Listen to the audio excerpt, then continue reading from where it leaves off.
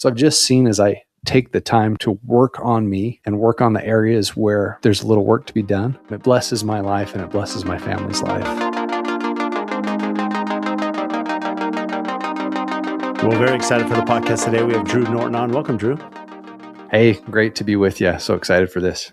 Yeah, I'm really excited. So Drew, you have the Instagram handle Everyday Sales Leader. We know you have your podcast, The Everyday Leader, and you're very involved in the Abundant Man Project. We've had Jason on and Brandon, and now we get a piece of you, and you're doing some great things for all industries. And maybe I'll kick it off there. I know you have such a, I listen to a lot of your podcasts, and what is the Everyday Leader? Yeah, the Everyday Leader. I've got a couple of co-hosts I do that with, Tate Hoisington and Matt Harrington. And it was kind of around this belief that we just feel like leadership can solve so many of the world's problems. And there's a lot of, when you say that word leadership, it's probably one of the, in fact, it's one of the most overused words also in business. And it can mean so many different things to so many different people. And so we just feel like if people can be more authentic in the way they lead, and that leadership often actually starts with, it's less about sometimes leading others and it starts with leading yourself. If you can lead yourself and grow in your own life, it affects the way you show up and lead others. And so we love bringing people on and hearing what leadership means to them and talking about the stories of leadership that they've had. And it's just been a really fun project. It's interesting that you bring up that because I think a lot of people associate leadership with, to your point, you're maybe the manager at a company, maybe you're leading a big organization. It could be ecclesiastical. I mean, it could be, different elements of your life. It could be maybe, on a sports team. I had a young mentor right when I graduated college who would talk about shadow leadership a lot. And, one of the things that he instilled in me is like, look, Brad, even if you don't have the title of maybe the leader at work or in your personal life, there's things you can do to show that you have leadership, or, to your point, like you said, Drew, that you're working on yourself in different ways, even if you don't have that official title. Yeah. And I think sometimes people feel like, well, I've got to have the title. I've got to be the manager. I've got to, it's got to be the role. And I simply believe you can be a leader anywhere in your life. And so that's kind of our challenge to people is like, you have a choice. You have a choice how you show up each day, and choose to be a leader for yourself, for your family, and to others. And you can lead without having the official title or stamp on your business card, so to speak. So yeah, it's something we care a lot about. Do you feel your view on leadership shifted at all, like a defining moment? Maybe not something concrete example, but I would imagine over the years of, hosting interviews and being involved in leadership that your view today is probably different than probably 10, 15, 20 years ago. Oh yeah, totally. I think I used to believe that leadership was a big part of it was the position you had, and that you've got to be the manager, the owner, the the VP of sales to be the leader wherever you're at. And one thing I found in my own life is I often found myself getting into leadership positions despite not looking for them. One, because I think I've showed up in my life in a way where I look to help and serve others. And so I also, it's interesting, probably the one answer we always ask our guests how they would define leadership. Mm-hmm. The answer I've heard the most this last year has been influence, which is probably been the biggest one and the most common repeated answer. And you don't have to have a title to influence others. A leader can help someone see more in themselves. And when I think about some of the leaders in my life, they often haven't been a church leader or a leader at work. It's been someone who's helped me see something bigger in myself and helped me see that I could do something I didn't think was possible for me. And when I think of the greatest leaders in my life, those are often the men and women I think of are those that have helped me grow. And sometimes that has been in places I've worked, but a lot of times it's been people that they don't even realize sometimes that they've been a leader to me until I've said, hey, I appreciate you showing up for me this way in my life. I love that you share that because I think, again, a lot of us get caught up maybe in, where we're at, our progression, where we're at in society and, maybe our employment. But this kind of goes back to that shadow leadership. And really what that mentor taught me, he's like, Brad, it's that same word influence. He said, you can have a lot of influence on somebody in a junior role, right? Even if you're the lowest one on the totem pole at work. I mean, there's things you can do. But to your point, I think there's been a lot of people that have had had an impact on me that aren't even maybe associated with my business, not on a day-to-day basis. But it's to your point, it's the influence. And, so many times we get caught up in things that maybe aren't the priority, but that's exactly what you're speaking about, Drew, that, that influence can have a lasting effect on a lot of people. Yeah. Yeah. And it's something I've just noticed more and more. And sometimes I haven't even realized someone was a leader for me till I kind of back to moments in my life. And it's like, man, if you hadn't have said that to me, or if I hadn't watched that example of you, I wouldn't have made changes or gone for things in my life or done the thing that's scary or hard.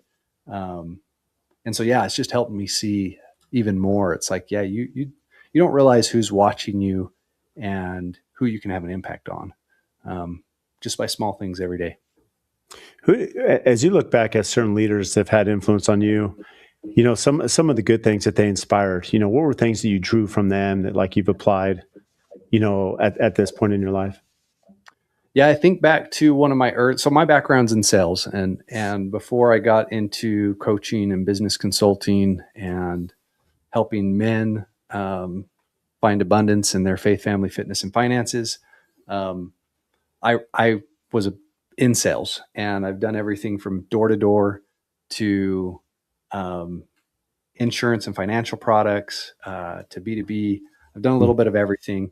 And I remember one of my early sales leaders, there was anything I needed, he was there for me. Like if I had a question, he'd pick up the call and answer. And if he didn't answer, he'd get back to me as soon as possible.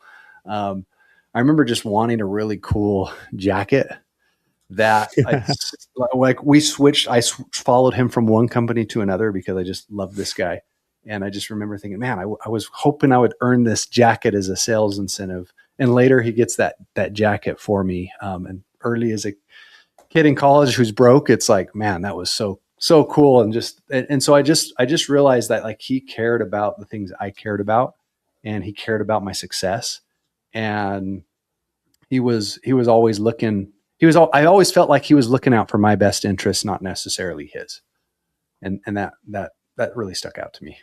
He was probably one of the first leaders outside of my home or outside my church that had a big impact on me. I love that you share that because, and you kind of touched on this early on, as leadership, you see something in someone, maybe they don't see in themselves. You have an ability to, and I think truly great leaders, see that maybe that person's in the wrong seat or, wrong position on the bus and they know how to move them around, or maybe they're just not working to their full potential or optimizing their full potential. And you see that and you kind of inspire them in a way. When you said that this leader, cared a lot about you, which inspired you, were there little things they did? Was it vocal? Was it in service or action? I mean, what were some things they did that made you feel like, hey, this person actually really cares, which is now pushing you? Yeah, I'm glad. It's funny. I had no intention to talk about him or about this today, so I'm like, it's like making me go back and think through things. And I'm glad you're asking this. I really am. Little things. I think it was just one, encouragement, like belief that I could do something, encouraging me and telling me you can hit that goal.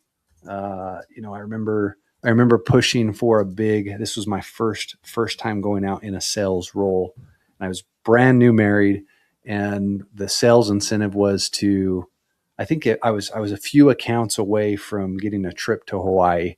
And at the time that was like the biggest thing in the world. Huge deal. Yeah. Yeah. To go stay at the Ritz-Carlton with my newly married wife. And I just remember as I hit those last few days, he's helping me every day. He's coaching me through it. He's giving me ideas. And he cared about it as much as I did. And then even past that, it was him and others have done this, but I find we're often our own worst critics, Hmm. and often the things we think about ourselves are worse than anything anyone else would ever say. And so having someone who would just, when they see good in me, tell me it, like, and that's what he did, just meant so much. And I don't think we realize how often people are yearning to hear the good things, that you see in them, and you can change someone's life by expressing, hey, this is what I see in you, and this is what how you're living, and your potential I see in you as well. Hmm. So I don't know why edification at times is so tough, and it's not this, fake complimentation of somebody, but that true edification that you're pointing out these, and as a manager, it can be tough, right? I look for me in construction, so many times you're like critiquing, process or build, and it's so complex managing so many different elements, and it's easy to be, very critical of things, and it's hard to be yeah, like, you know what, Drew, you're doing a great job. yeah, and if I look back at my time, there's times where I know I was too critical on some of those that I led. In sales, it's always numbers and KPIs, Yeah, and right. we're always looking to improve and get better, because especially in a sales role, it's like the better you get, the more you make. Yep. And so we're often really critical about what we're saying, how we say it, and and those are important things to work on. And I wish, if I could go back, there's times I wish I could go tell the men or women I worked with, hey, this is what you're doing amazing. Yeah, by the way, and I would say that more often. Hmm. You kind of touched on this fast. You went through these 4 F's. You said faith, family, fitness, finance. Are Mhm. those like core pillars of the messaging you have? Yeah, so we launched the Abundant Man Project this year, AMP for short, and my partner in that, I think he's scheduled to come on at some point as well, Josh Tilley. Hmm. Our partnership actually started several years ago outside of this. We started as real estate partners. We went to a mastermind together that was kind of a faith-based mastermind around finance, and the word that showed up for us over and over again was abundance. We then bought some apartments together and have since grown that business. And we love real estate, and we've also found we don't like managing it. We really love helping other people even more. But anyways, around that time we started our business, we kind of both went through our own personal development. I kind of describe myself then as the guy who was successful on paper and felt empty inside. I was hitting all the goals financially in my life. In fact, some I never thought I would have had at that point in my life, and it was opening up opportunities for travel and doing things like real estate that I didn't think maybe was previously possible when I was younger. But I kept finding, like, I've always been very goal driven, future looking, forward focused. And as I kept reaching these financial goals, they weren't filling me up or helping me feel satisfied, and started to recognize I was overweight. Hmm. Probably at one point last year, I was down 100 pounds from my all time high. I've added some weight intentionally since then, trying to add some more muscle back on. Yeah. Um, but I realized my health wasn't great. My wife and kids never saw me, and all faith's been a big part of my life. But I recognized Hmm. my relationship with God isn't where I want it, and so that led to me starting to work on myself. And as I worked on myself, I just saw the more I work on me, the more it doesn't just bless me, but it's blessing my family and it's blessing other areas of my life. And Josh, my business partner, his story is kind of the opposite. He launched a big event called Culture of Champions, brought Tim Tebow in to speak to bunch of youth, and he's done a couple of these big events. Anyways, I don't want to tell his whole story because he's coming on, but he kind of felt like, before that, he felt like, hey, my faith's good, my family life's good, my fitness is good, but I'm not making very good money. And since then, he's 5 or 6x his income, partnered on multiple businesses, Yeah. and we just feel like there's sometimes this like trade-off trap, this idea that you can't have all of those things. You got to pick one. Like, if you want to do well financially, then the family's going to have to sacrifice and not see dad. Or that, hey, if you want to be there for your family and be fit, like, well, maybe you're not going to be able to make very much money, because you're not going to have the time to devote to your business. And I just don't believe that's true. And I think both of us fell into that trap at times. And as we grew, we just felt like, hey, we want to help more men have abundance in these different areas, their faith, their family, their fitness, their finances. And my experience has been, and you could, I'm sure you could argue this, but if a man's not happy, there's usually something off in one of those four areas of his life, if not multiple. It's interesting because when you were, I listened to your podcast, and you touched on this briefly on the episode I happened to listen to, and I believe you brought up the Aaron Rodgers example that, you look at a lot of athletes that have maybe reached the pinnacle of success, right? Super Bowl champion, they won a championship, and then it's like, well, now what? Or there's this emptiness, and it's because they're missing elements. Maybe they've had success, like you said, maybe in the financial side, but these other pillars are not to the same level or aptitude. And when you feel that that's not stable, at least how they're unbalanced or unhappiness in your life. Yeah, and what we teach in our group, it's a simple framework. It's simple to say, right? Harder to live, but identity, purpose, and battle plan. When you get clear on who you are, and what your potential is, what it is you truly want, and decide to go after that and create a plan and take massive action, like you can have abundance in those different areas. And you bring up Aaron Rodgers, and I remember, I know what podcast episode you're talking about. His whole identity was in being the best, quarterback and winning a Super Bowl. And he got there and was like, now what? Like what now? And I think a lot of times as men, and when I say this, I know this applies to women as well, but our focus is on helping men. So I don't want to alienate any women who are listening. But sometimes as like the provider or the breadwinner, like our whole identity becomes that. And we think that's what's going to bring us the happiness. And sometimes it does, but sometimes it doesn't. And so, I don't know. I feel like a lot of times men, and a lot of the men we're looking to help are usually late 20s, 30s, 40s, maybe going through that midlife crisis in a way where it's like, hey, who am I outside of just the job and the work? So, well, there is some just human genetics. Maybe it's from ancestors. There's a lot of things I've read when you think about psychology of people, and this is men and women. And I think for you being in sales, it really applies to you. They had studied the brain. I know some of these Ivy League schools that say the brain of salespeople, and as they, are getting higher up the ladder, making more sales or conversion, and getting more money, you kind of see this dopamine, right? That's triggered, and they said it's very similar. Oh, yeah. Very similar to gambling. You go gamble, in a casino, and you're winning, and you strike and you hit all lucky sevens and you're winning money, and it triggers something. And they said that, even as they studied people on the Amazon and other tribes that are off the grid, the hunters would go out and just keep hunting, and it's like game. They want to keep catching and catching more until the gatherers or the ones at home are like, hey, we have enough meat, we have enough, you don't have to keep doing this, because there's just something of, they call it addiction mentality, that it keeps there's a trigger in your brain that keeps going, and it's easy to kind of lose sight of these other things because you're fighting nature, to some extent.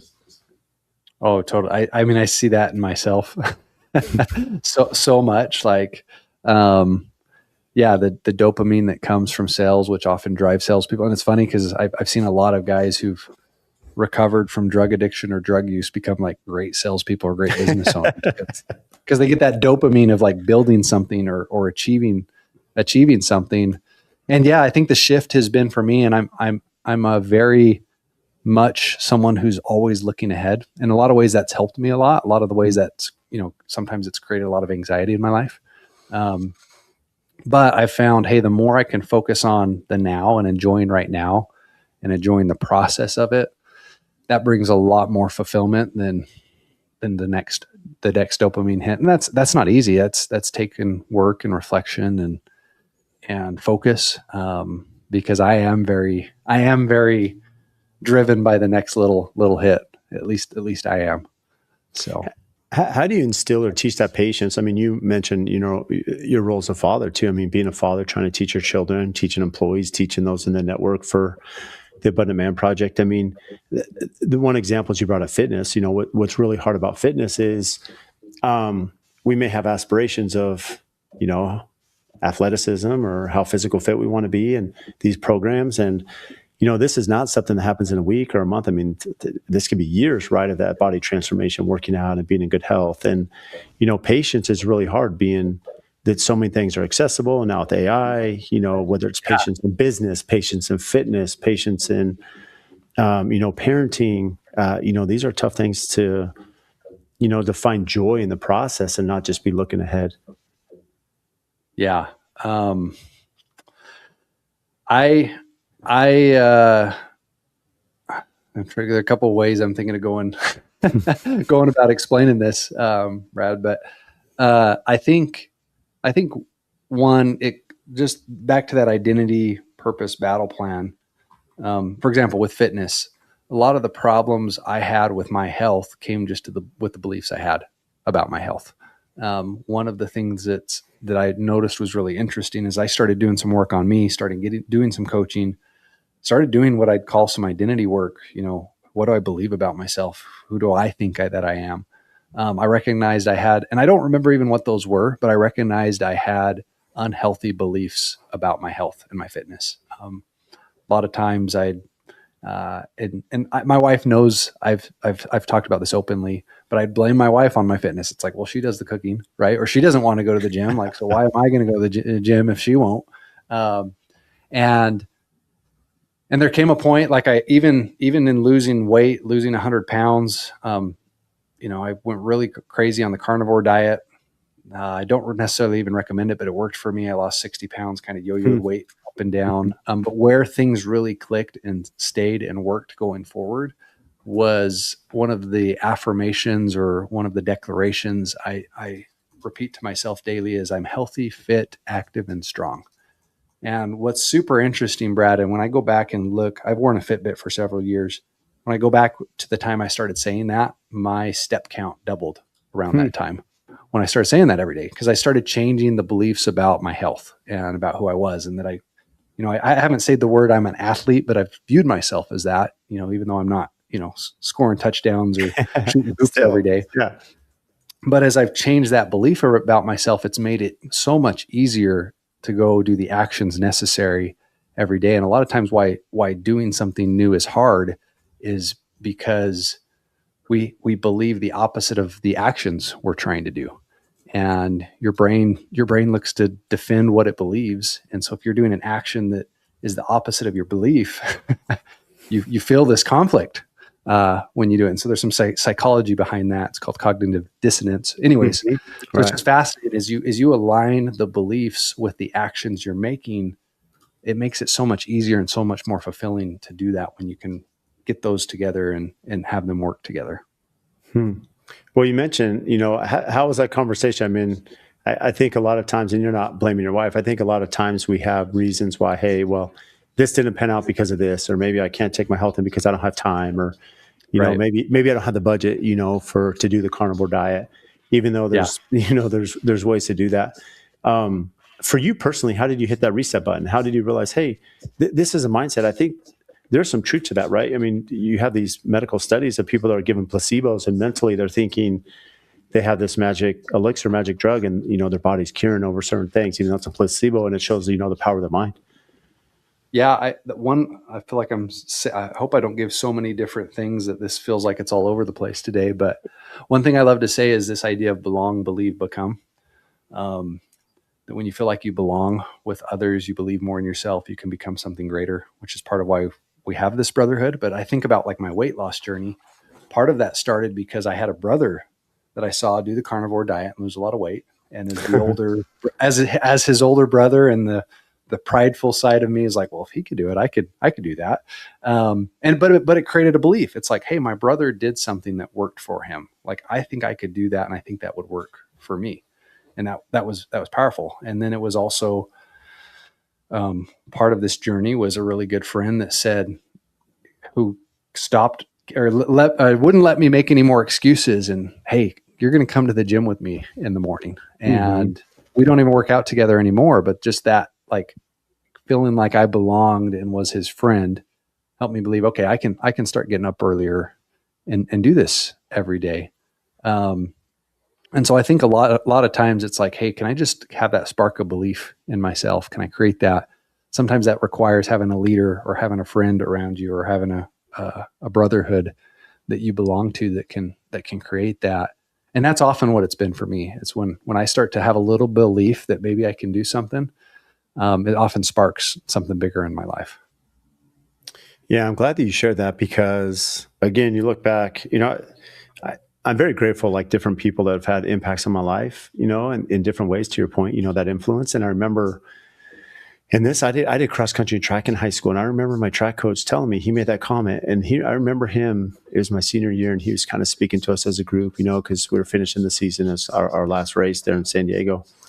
And he had made the comment that, in life, you're going to become who you surround yourself with, right? And so Yeah. when you mention, who you belong to and that belief and who you become, if you hang out with a lot of entrepreneurs and business-minded people, if you hang out with a lot of family-oriented people, you're going to kind of gravitate to that, right?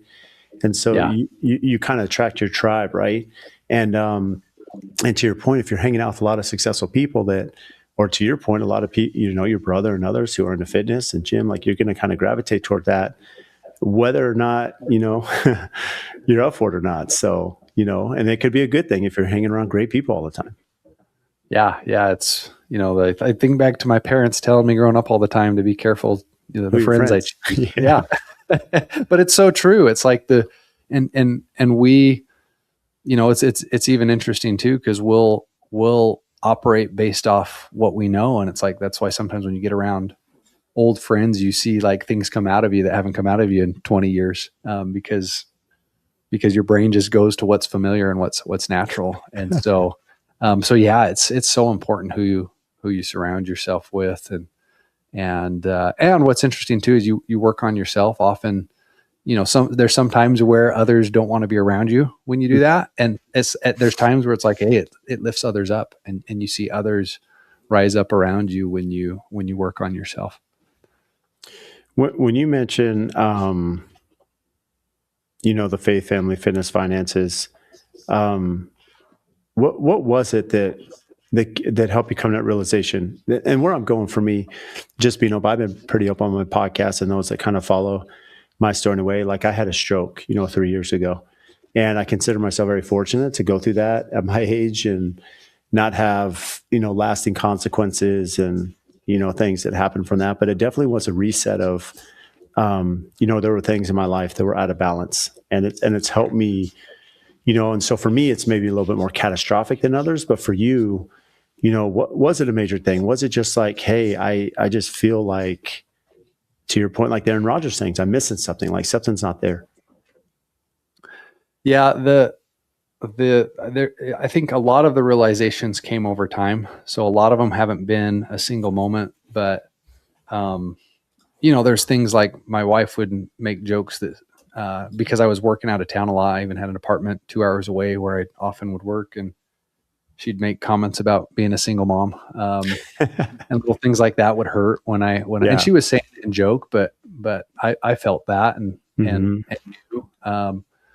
Uh, one experience I had that I think really helped me see the importance of self development. If I can share the story, Brad, I so when I made this when I made a career change and was working, as I mentioned, a couple hours away, and we had an apartment down there. My wife would sometimes come bring our little kids to stay, and we had a 6 month old son. And one day I called my wife to say, "Hey, I'm getting ready to get home from the sales job.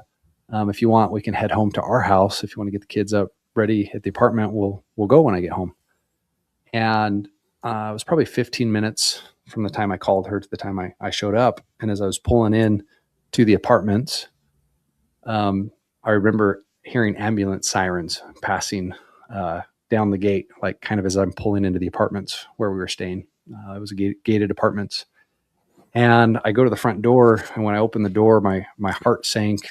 Um, Immediately terrified because I saw my wife sitting there with our 6 month old son on the ground, and she was in tears. He was wheezing. I could tell something was wrong. He was barely breathing. And it seemed like moments later, there's paramedics rushing in behind me, almost pushing me out of the way to come help my boy. And what had happened in that 15 minutes between the time I called my wife and showed up is I'd woke her up from a nap, and she went to go get our son out of a little portable crib, pack and play. Mm-hmm. And she found face down, and he was limp, and he wasn't breathing, and he wasn't responsive. And he turned gray, purple.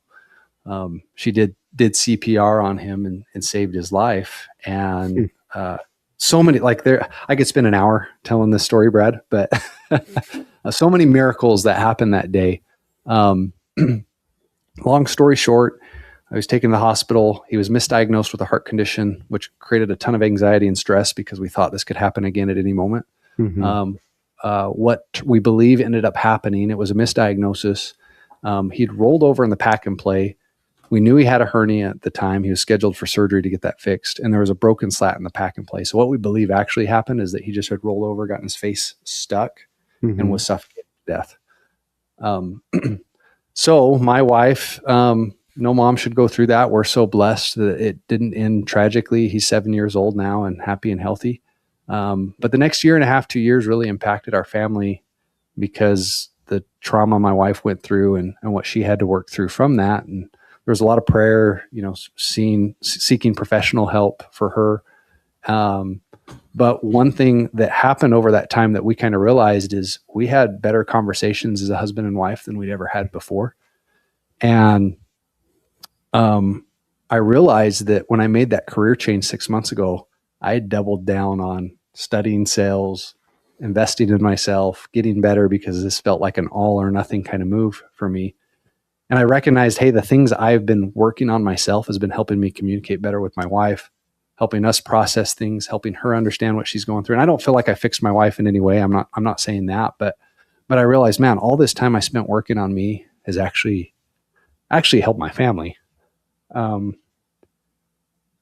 Sorry, Brad. I've told this story a lot. I usually don't get emotional, but that helped me realize, hey, when I work on me, it helps other people. And that led to me leading my company in sales a couple of years later and going all in on, hey, what if I give this my best effort? And then building the biggest sales team in my company, and then going all in on my health. So I've just seen, as I take the time to work on me and work on the areas where there's a little work to be done, it blesses my life and it blesses my family's life. And so that's why I think that's one of the things that has made it so important to me. Like, I believe if men will work on these different areas, they'll see so many good things happen in their life. I greatly appreciate just the humility, the story, the emotion. I mean, I think a lot of people listening can relate. Drew, it's funny because I need to memorize this episode. I had Kate on, and I remember asking her because she was really a big proponent of what you're speaking of, working on yourself and self-improvement, these different things. And I think what's really tough, as whether you're a leader, a manager, an owner, business owner, operator, is I remember making the comment, how do you not feel selfish if I'm at the gym? Like, how am I not selfish? And she's like, you're selfish not to be doing that. Like, because if you're not healthy, then there's no operation, there's no business for you. Same thing, Drew. Like, if you're not working on yourself, you're not going to be the best thing for your wife, for your spouse, for your children, and for your company and leadership. And so I think a lot of times we have this guilt that's self-created without realizing some of the pros that come with it, from that self-improvement. Yeah, it's hard to go spend an hour at the gym or a little more. Usually it takes about 2 hours out of my day by the time you get the drive, the gym, the shower, all of that. But it allows me at 6 p.m. when I'm done for the day to not just go home and lay on the couch and pass out. I've got energy for 4 little kids that I didn't have a few years ago. And when you work on your finances, improve your finances, allows you to do things with your family that maybe you can't do if you're stressing about your bills every single week. And, to your point, I just think that's so true. It's like your family deserves the best version of you. They really do. Your kids do, your spouse does. And it'd be selfish. Yeah, I love that. It'd be selfish not to. Well, I love that, because I think that was something else I picked up from your podcast is, It was on the financial side of the pillar that you're speaking of. And, as you have opportunities, to improve your career, financial well-being, to your point, there's other service opportunities. There's help you can give in different charity function and neighbors, people that need things. Also, maybe it allows you a little bit more freedom and time to spend time with your family or children or special events or travel with them and make memories. And, I look back, my dad passed away 4 years ago from cancer, and it was really sudden. Like it wasn't, he found out he had cancer and died 2 weeks later. Like it was a really quick thing, which, you look back and you're like, he didn't suffer for a long time. So you look at the pro side, but where I'm going is, we were fortunate to take a few vacations, right, as a family. And, I look back at those memories, those great memories for my kids, they got to be with their grandpa. And you have those photos, right? And so it's just those things that maybe, can easily pass us by, to your point, if we're not really focused on all four of those elements. Yeah, I've found, and I think, people talk about balance, and I don't know if that's possible either. I found there's times in my life where even those four areas where one's going to be stronger than the others. And sometimes there's a season of work where, hey, maybe it's the finance and the business that is going to take a little bit more effort to get through this. And then there's seasons where it's like, hey, that's going great. Like my family needs more of me right now.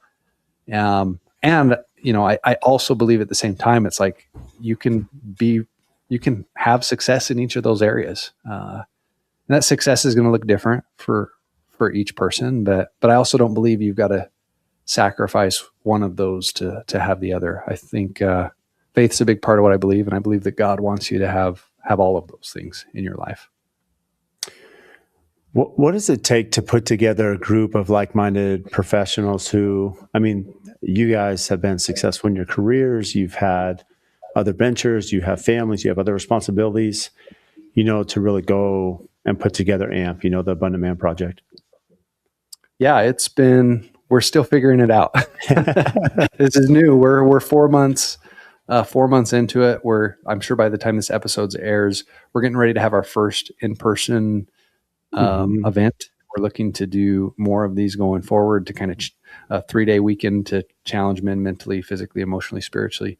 And we do group calls, and there's coaching involved. Anyways, it's been interesting though, when I talk about the mission, who we feel like we're attracting to it, because I think at first Josh and I were like, well, we'll strong arm this, and it'll just be the two of us, and we'll help 100 men this next year. And as we started talking to others, it's like, no, like that's actually thinking too small. Like, what would it take to try and help 10,000 men the next 3 years, which is created some awesome partnerships with, for example, with the FAM Project and Jason, who is on recently, and Brandon, who'll air soon.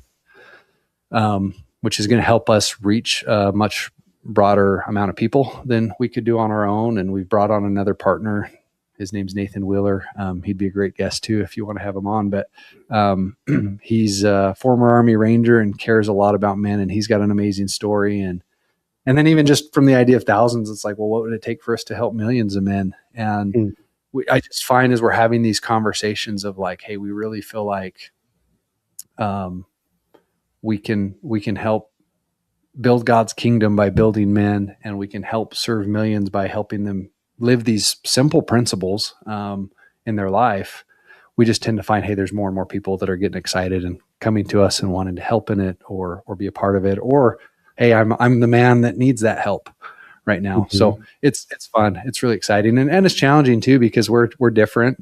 Even the three of us founders, we all have a different story and different background. And so learning to navigate that with each other, there's difference of opinions, but I think because we're united in the belief and what we want to do, the mission, that helps with those things. What does that event look like as you prepare for your first event? Like, what's it going to entail? I almost don't want to like tell all the details because we don't want to spoil it. Yeah, you don't have to. Just maybe enough of a carrot to dangle out there. We won't do them all in the same location. This first one's going to be at on the border of Arizona and New Mexico just because we found a great location and had a great place to do this first event. Going forward, we'll probably do them closer to Phoenix, at least initially to start, because we're in Arizona, or other areas with a big airport and big city. But the idea is to kind of bring men out, challenge what they believe about themselves. There's a physical component of it. So doing some things hard physically. I really like Dan Martell. One thing he says is exhaust the body, tame the mind. I think sometimes when you do something hard, it allows you to think through, like when your body's exhausted, it allows your mind to go to some places it can't normally. So there's going to be an element of that. I think another thing too is just giving men a space where they can open up and be a little bit vulnerable. I think sometimes as men, we feel like we can't break or we've got to be strong. And sometimes what you really need is actually sharing the challenges you have and recognizing, hey, I'm not the only one going through this. And there's other men that I can lean on and help. And so there'll be a component of that as well. So, and just having men reflect and take some time to think about, what are the burdens I might put on my family or on my spouse at times, and help them recognize, hey, here's some things I can work on when I go home.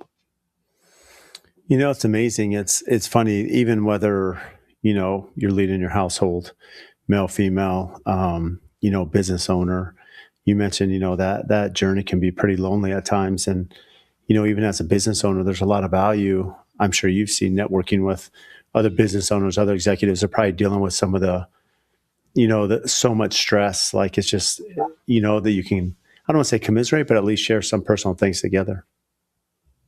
Yeah. In fact, I live in southeastern Arizona, and it's cool because in today's world we can do so much remotely. So little tiny town called Pima. Most of your listeners probably haven't heard of it unless they're in Arizona. But we've started doing these little networking dinners, and I used to think coming from the small town, like when you come from a small town and you're an entrepreneur, you feel like you're the odd man out. And I used to think, hey, I'm the only weirdo that thinks this way or that has these dreams that I have.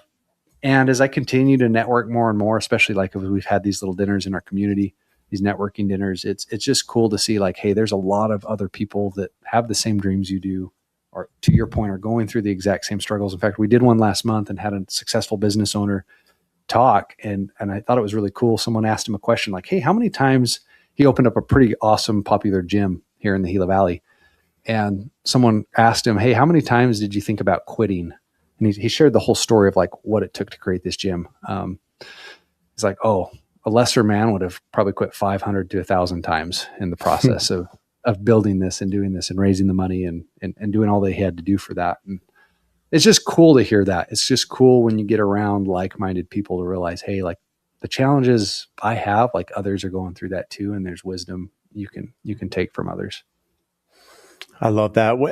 I know one of the, key points in your leadership is authentic leadership.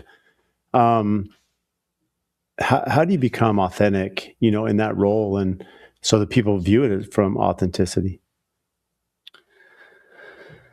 Yeah, I think authenticity is going to continue to become more and more important in like the world of AI that we're in. I think people are starving for real experience and real connection. One thing we talk a lot about, and we call it the language of leadership, is to acknowledge, ask, and agree. That a leader will acknowledge the situation, state what the facts are and what is.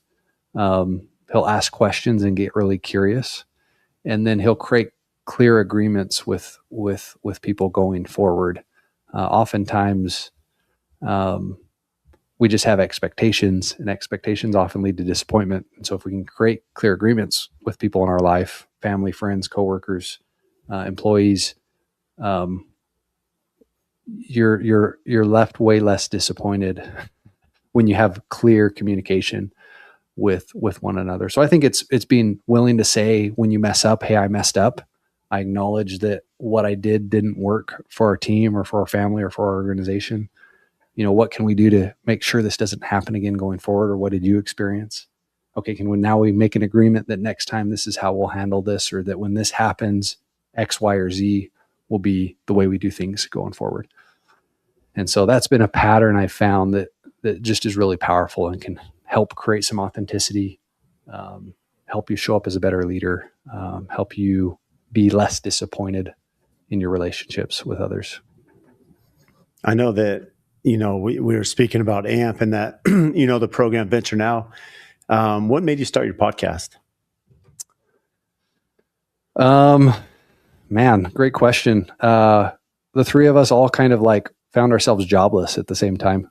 So that might have been part of it. Like we all were not, when I say jobless, I'm joking a little bit, kind of all in the middle of change.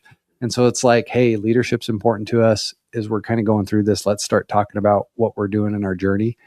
And we'd each just had seen leadership impact each of us in different ways. And as we were talking about things we wanted to talk about, it was something we all agreed on was, hey, we feel like this is something we're passionate about, that we feel there's a need for more of in the world.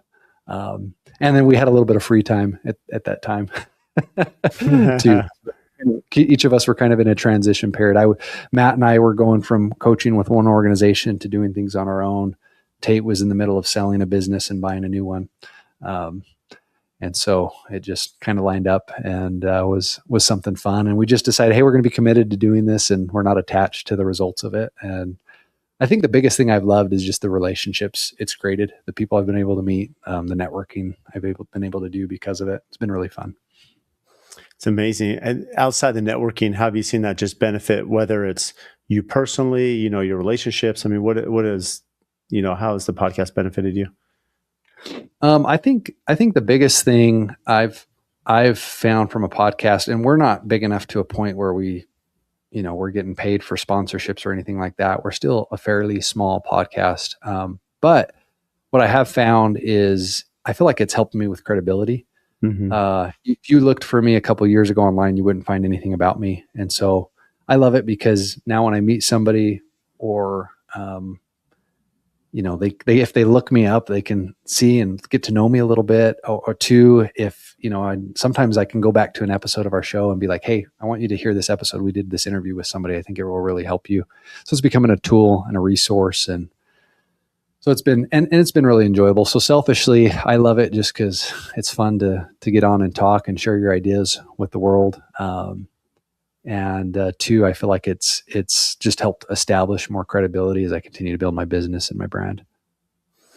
I love that. I mean, there's so much truth to that. I mean, one thing I found so beneficial, even with mine, that I didn't see coming. For example, you're on here now, Drew, right? There's, throughout the episode, there's things you said and experiences you've shared that, will have an impact on me, right? And it's like, and those listening, and it's, these little nuggets you're getting from each and every episode that, it's pretty rare you and I to be connected otherwise. Yeah. I mean, it could happen, but, but to have an hour, to have an hour, we're both downloading. I mean, it's, there's so much value in some of that long form communication that in the rapid day to day that we miss, Yeah, no, I love it for that too. Just to sit down and talk to somebody and hear their story. Like, once again, I say it's like a lot of it's selfish. It's like, man, I feel like I'm learning from the best people in the world when I bring people on and interview them. So yeah, it's awesome. What keeps you up at night?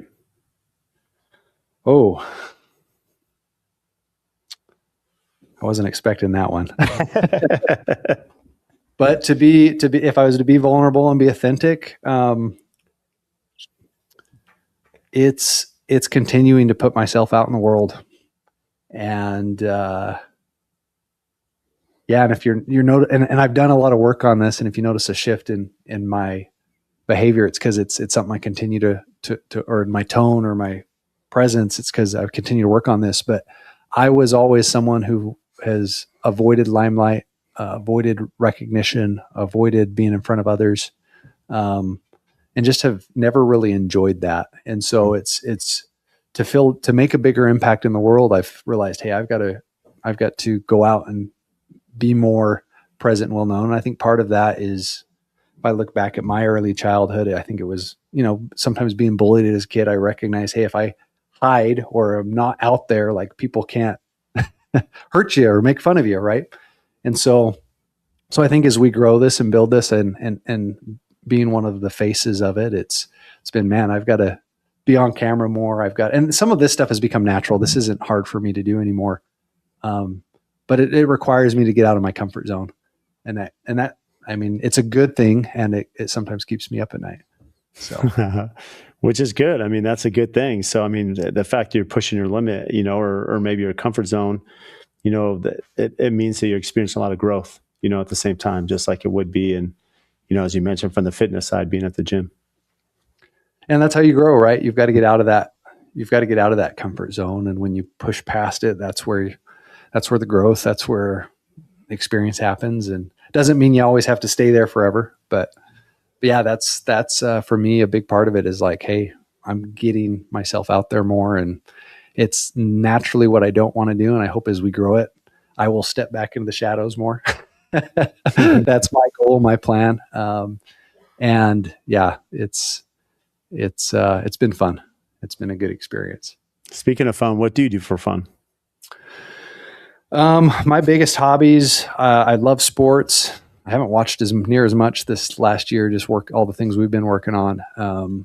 Sports has always been a big part. I love the outdoors. I love taking my kids out, hiking, hunting, side-by-side rides.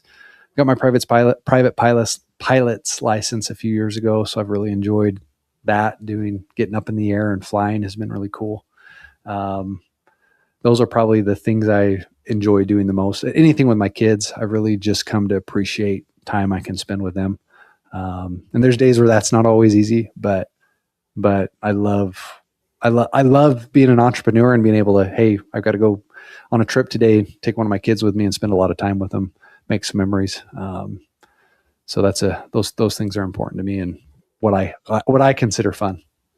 Yeah, I love that. I mean, those are great priorities. I mean, it's great advice for, all that we should be doing. And you've been an incredible guest, Drew. I really appreciate the knowledge, the insight, the vulnerability you shared on the podcast to our listeners. And, for those listening, how can they find out more about you, connect with you, and learn about AMP? Yeah, if you want to connect with me personally, you can find me on pretty much every social media platform: Facebook, LinkedIn, Instagram, the Everyday Sales Leader. And if you're interested in the Abundant Man Project, you just go to abundantmanproject.com, and we've got information about our events and the things we're doing there. But I'm easy to find. If you reach out to me and send me a message, I'll respond. Well, appreciate it, Drew. Thank you so much. Yep. Thanks, Brad. Appreciate it.